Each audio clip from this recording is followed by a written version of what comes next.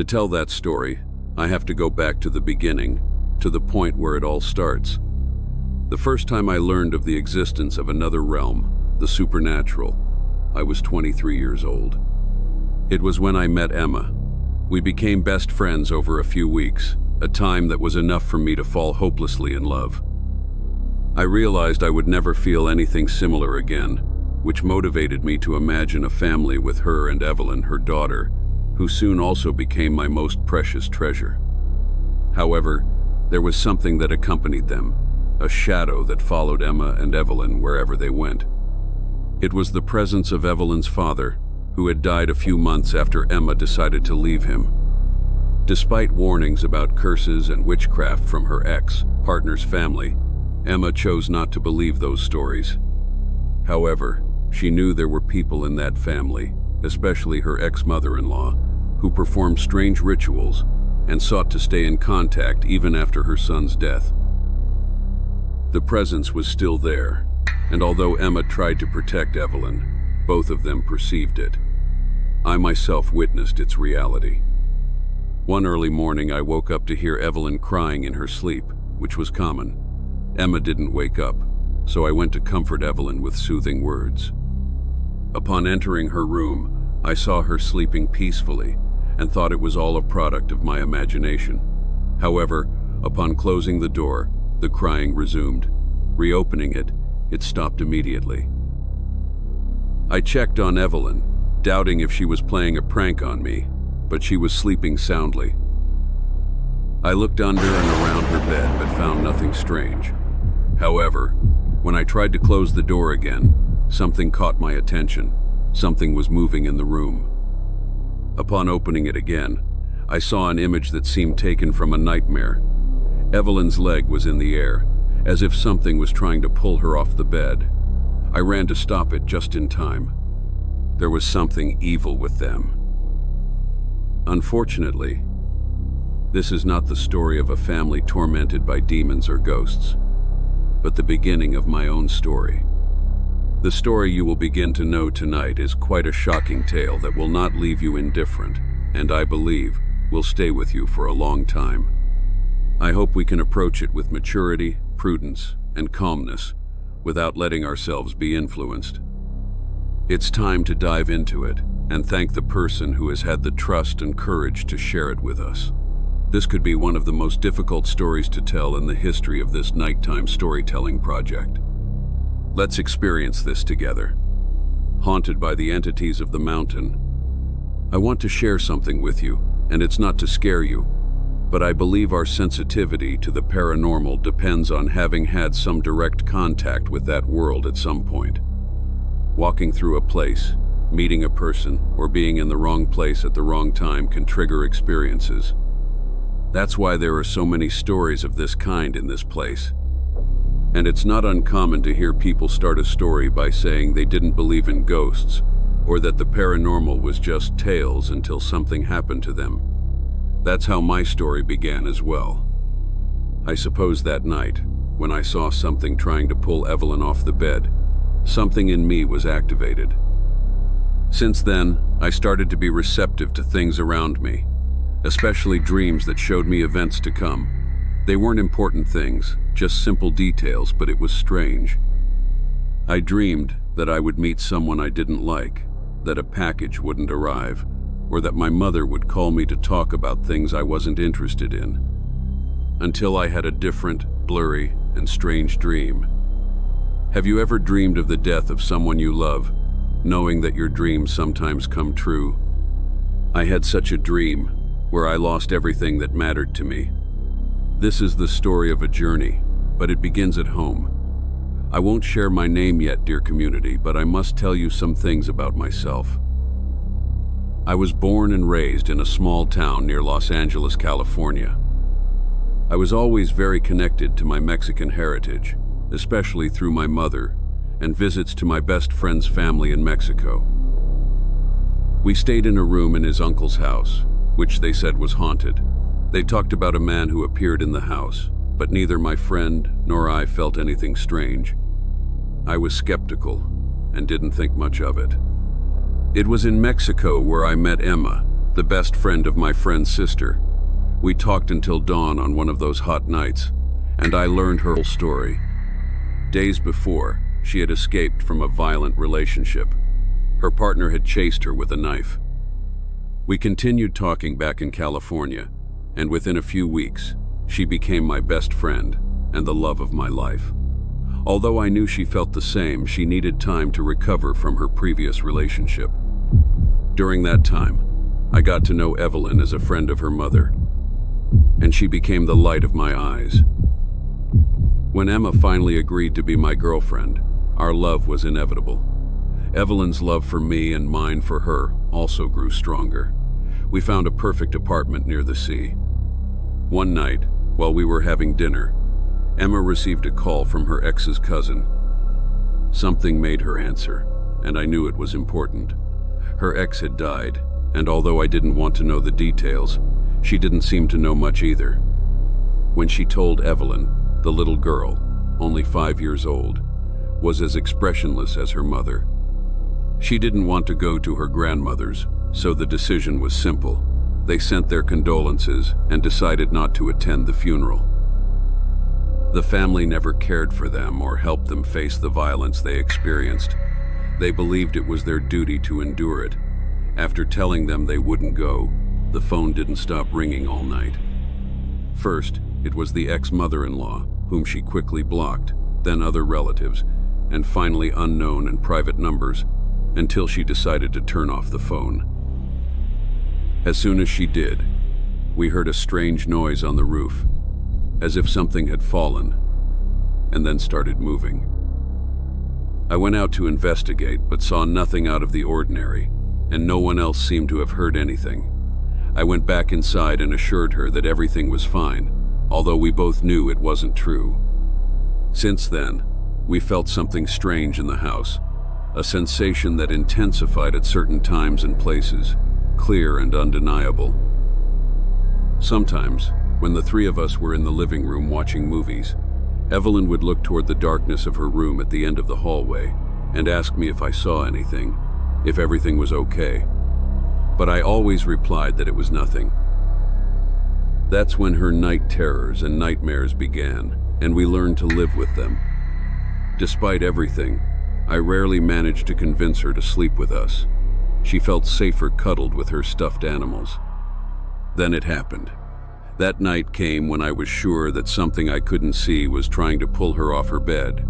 That night, something awoke in me, something was activated. First, I started to remember my dreams for the first time since I was a child. Second, the dreams began to show me things, details about to happen. But that didn't scare me. I learned to live with it, as I had learned to live with so many other things. I got sick.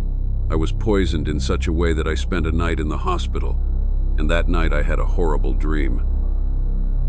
It's very hard for me to share it. I don't think I have since then. But I'm going to trust you and ask for a prayer after you hear it. I dreamed of a car on fire, my car on fire. I tried to get closer, but the heat was unbearable. Inside, I saw nothing but the fire, but I knew they were there. Even though I couldn't see them, I could feel it. No matter how hard I tried, I couldn't get closer. I would wake up and return to that place, dreaming it again. My discomfort was so great that, at some point during the night, a nurse who came to check on me asked if everything was okay, if I needed anything. I guess she saw me so distressed that she gave me something, and I think that's when I finally stopped dreaming, or at least I slept so deeply that I didn't remember it. I wanted to attribute the dreams to the worry of Emma and Evelyn traveling alone. They would drive from Los Angeles to Boston to visit her grandfather, the only living family member Emma had left, and she visited him every year. For the first time, she would do it by car. That was the plan. I was going to drive, but I was so sick that even though I was discharged, I was too weak to travel. We agreed that I would catch up with them later, that I would fly, and in the meantime, she would go ahead driving. A road trip in the United States, as long as it may seem, is tiring but quite safe. even for a woman with a child. I didn't want to let her go, but I had no choice. What would you have done? Tell her not to take that important trip she had planned for so long, just because of a bad dream during an intoxication. It sounded absurd, ridiculous.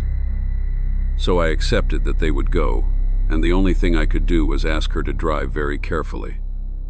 That night, before she left, I slept very poorly.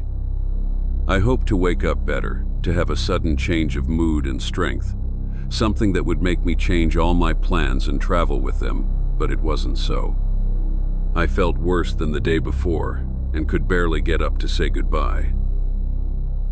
I remember every little detail of that morning before they left. How her cereal was left half-eaten, the coffee stain on the table, how we secured the child in her car seat. We walked slowly around the car to get to the driver's seat. Emma stopped halfway to give Whiskers, her cat, one last kiss as he came to say goodbye. I remember the greeting she gave to the neighbor across the street, Sophia, who wished her good morning with the same happiness as always. I hugged her tightly and asked her to take care of every detail while driving, as in that car she carried everything that mattered to me in life. She just smiled before getting in. She came back to ask me a question with curious eyes. "Hey, where's the cliff?" I told her I didn't know. I answered automatically, even though I didn't understand what she meant. I continued with a response that came out of my mouth without thinking. "You'll find it on the way." She just smiled, got in the car, and they left. And I watched the car disappear into the distance. I tried to distract myself the rest of the day and went to bed as early as I could. That night I dreamed again. I had that dream again. I was walking down a road in the dark until a glow in the distance caught my attention and made me run toward it. A few meters off the road, my car was on fire. I couldn't hear anything, like the first time, not even the fire. Everything seemed muffled, like when you hear from underwater. I tried to get closer to my car engulfed in flames, tried to open the doors, but it burned my hands. I felt my skin burning, how pieces stuck to the door handles. Something made me turn behind me, in the darkness, barely illuminated by the glow of the flames. Next to me was a woman dressed in black, with very pronounced dark circles and extremely thin, as if she were sick. She had a shawl, but it didn't seem Mexican, not like the ones I knew. The woman looked at me, and I begged her for help, shouted for her to help me open the doors, to check the inside of the car, to save them, but she ignored me. I couldn't even hear myself, no matter how much I raised my voice, and she just kept looking at me. The sound of the phone woke me up, resonating in my head as if piercing it.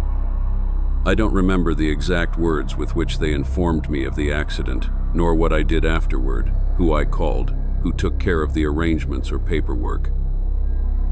My mind went on pause, perhaps as a mechanism to survive without losing sanity.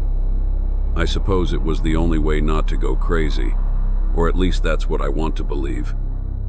My life resumed its course 2 weeks later when I woke up in my house with swollen hands and bleeding knuckles, with marks of punches on the walls.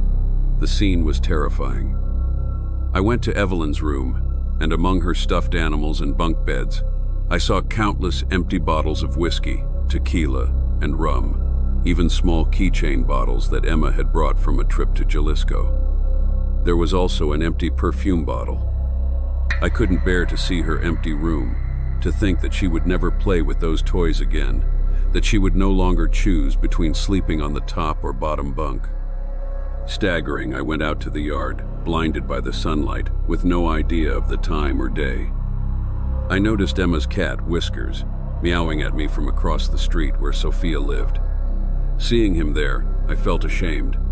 They had undoubtedly let him in when I stopped responding and fed him. I felt like I had lost him forever too. I found my phone under a pile of clothes and put it to charge. When I turned it on, the messages that came in made me realize that everyone was worried about me, that I had attended the funeral and had been a disgrace. Only through the messages did I start to remember, like in a cloud, seeing myself drunk, clinging to the coffins, trying to prevent them from being buried. I saw myself at night, in our now empty house, cursing God for what he had taken from me. I remembered looking out the window to the street and seeing the woman in black from my dreams, the one I had seen next to the car in flames, now watching from across the street, under the sidewalk. I understood that the dreams and nightmares of that day had mixed with my consciousness clouded by alcohol. I gathered all the trash I found to try to clean my house. I owed it to them. It was also their home. I carefully stored Emma's typewriter, who had the habit of writing letters to her grandfather. Someone told her it was good for her, and it was a habit she kept until her last day. I didn't even want to see what she had written. It was like peering into an unfinished thought, doomed to wander in limbo forever. While cleaning, I couldn't stop remembering, although I wasn't sure if they were real memories or fragments of fantasy trying to connect dots in my imagination. I remembered hearing Emma's voice in my room at some point during those days. I also remembered being happy, getting up, running to our room and finding something. The woman in black from my dreams, lying in our bed, with her hands at her sides, staring at the ceiling. When I picked up the phone, I only returned 2 missed calls, one from Riley, a co-worker I trusted a lot, and another from my sister Aria. Both calls are more important to this story than I would like to admit, but they trigger everything. I went to see Aria, who was very worried about me. She told me that my nephew missed me and was concerned about the last time he saw me. I cared about what my nephew thought and the last image he would have of me, but mostly I agreed to go because I needed to get out of my house, where I always felt the presence of someone I couldn't see, only feel. When I visited them, my sister couldn't stop crying for a while. She said she hadn't been able to since my family died, and it all came out suddenly. I tried to recap what had happened in the last few days while answering my sister's questions. I avoided talking about the woman in black from my blurry memories, where I saw her on the street in front of my window. Step by step, I reached the day Emma and Evelyn left the house. Emma's last phrase before leaving echoed in my head that question, "Hey, where's the cliff?" I told my sister about it. "Why would she have asked you that? Did you ever talk to her about it?" My sister asked, seeing from my face that I had no idea what she meant. She continued, "Yes, the cliff. Doesn't it ring a bell? The cliff is the town where Mom was born, but she never went back. It's a little town where no one lives anymore, where only ghosts remain. If you didn't tell her, I don't know why Emma would know about it." The name The Cliff started spinning in my head. While I was with her, I just wanted to go back home to think and understand. I realized it was as if something finally made sense, like a sound in my head finally took shape. This story, Community, as I mentioned, is really the story of a journey, of my visit to this place. But first, I needed to explain the context of my life at that moment. Upon returning home, I approached my neighbor across the street, Sophia, to ask about my cat. I would understand if she didn't want to return him, but at least I wanted to say goodbye.